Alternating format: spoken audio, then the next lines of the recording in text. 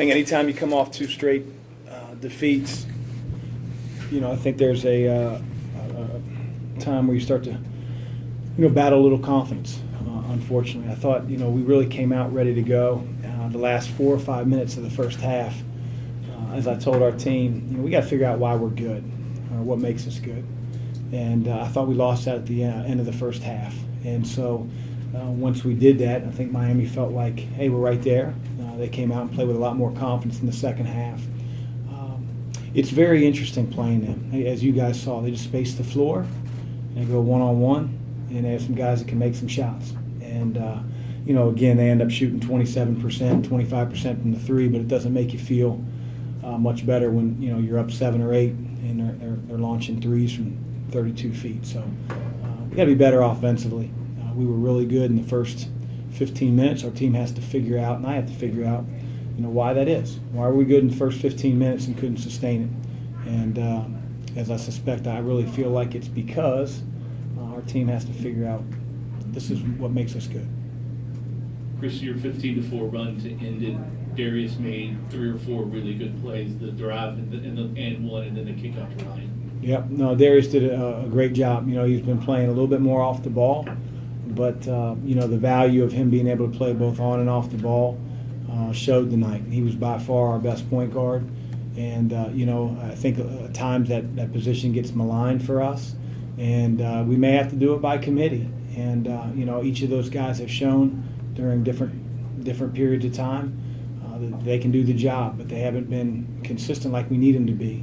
But it was great to see Darius as a junior step up and make some plays down the stretch, not just on the offensive end, Jody, but also on the defensive end. Jordan matched his season high in rebounds and had 4 assists after 2 games with 0. Have you gotten through to him that he needs to do more than score, or what's changed? Well, I would tell you that the assist deal would probably be a little unfair to anybody in the last 2 games, simply because you're playing a team that doesn't allow, both of those teams don't allow a lot of passing. They deny everything one pass away.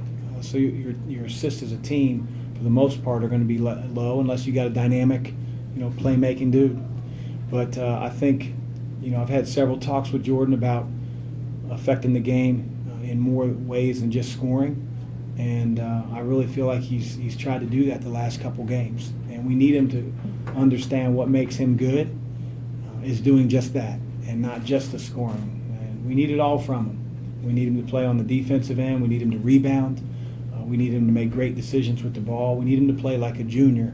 And I think the last couple games he's really responded and done that. It's evident because of the way they're playing. But what do you like about the way you're using Malik and Enoch, back and forth, and about even minutes and so forth? Yeah, we tried to go to Steven. He, I think without watching on film, it just felt like being down there, he was settling for 8-foot jump hooks instead of 3 feet. And again, I know Rodney Miller's a big dude, and I know he's trying to push Steven out, but Steven's got to be able to seal deeper. The best move is no move. Shaq showed that years ago. And, if we can establish Steve deeper and lower with some movement on the perimeter. I thought in the beginning of the second half our guys weren't moving around much, and they were trying to throw the ball into Steve, but they had 4 guys staring at him. So, Malik comes in, he provides some things defensively, and he was a lot more assertive around the basket in the second half offensively, and that's what I need to see out of him.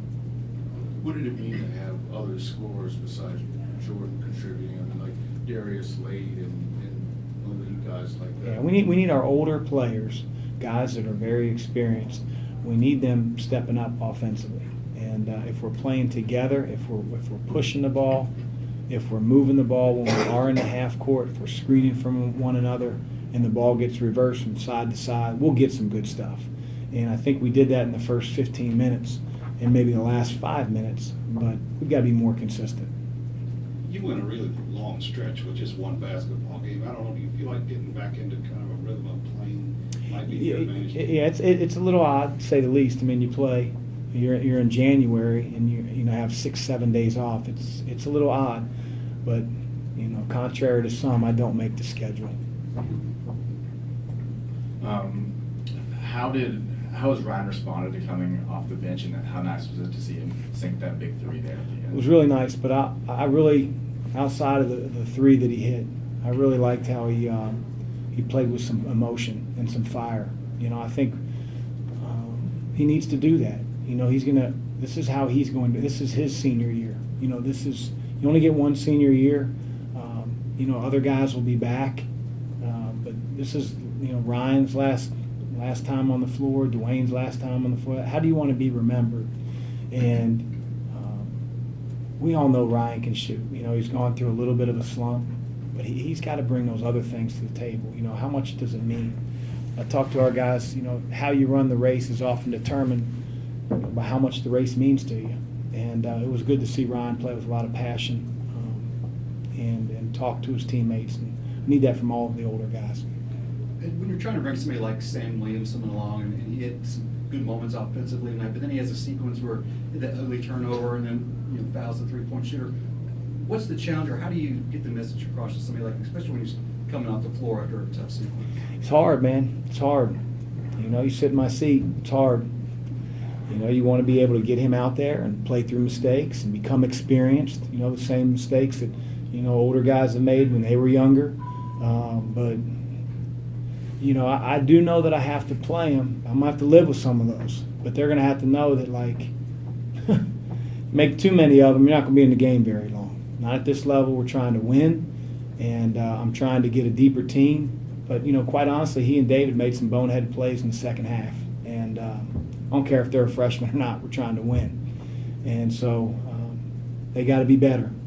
They got to be better. And I'm going to keep putting them out there, but they got to be better.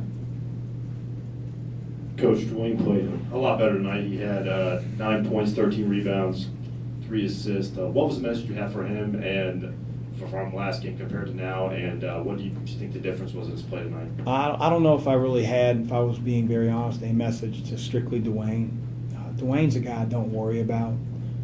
He's always going to be doing it for the right reason. You know, he's always going to play for his teammates. I do get on him at practice to be more vocal, you know, to be more of a leader. I think that's what we lack at times. And he's been through so many experiences. Guys on the team respect the heck out of him because they know he plays for Louisville, and that's never in question. But, you know, when he gets close to double figures or scores double figures and rebounds the way he did tonight, it changes our team. And so it's good to see him respond. You were speaking earlier about your conversations with Jordan. Do you think that anything that happened either during or shortly after the Kentucky game changed the way he approaches the game? I think he took a long look at, you know, how he affected the team. You know, we certainly pointed it out on film, but he's a smart kid. But, you know, you got to have a willingness to change as well. And, you know, he is a guy that does care about his teammates and does care about winning. And he's become so much of a better player from last year to this year that, you know, the strides he's made on the defensive end, I mean, all you got to do is pop in a tape from a year ago. So I know he wants to become better, and I say this all the time. If he could do it without me instructing, and teaching, and coaching, and mentoring, then he wouldn't need a coach. And so I think he's finding what he needs to do to affect the game, and that's great to see. One more in the back. From that last game with Florida State, you mentioned how you thought the team was just flat out manhandled. Did you see a definitive improvement in that, and how was that handled during the week, and how was it important to get this win before that the stretch of home games or road games in the conference? Getting wins always important. You know, not important because they're at home or on the road. Every game that we play to win. I would tell you that you know, Florida State is an excellent team, and you know, hopefully we learned a lesson, and hopefully we become better because of it. You know, and I think we will be. You know, tonight we were the first 15, 16 minutes of the game. We were as good as we've been all year, and you know, for the next 8 or 10 minutes, we weren't. So again, as a coach, you're always trying to improve your team, and I thought we took a step forward in a lot of ways tonight. Thanks. Thanks.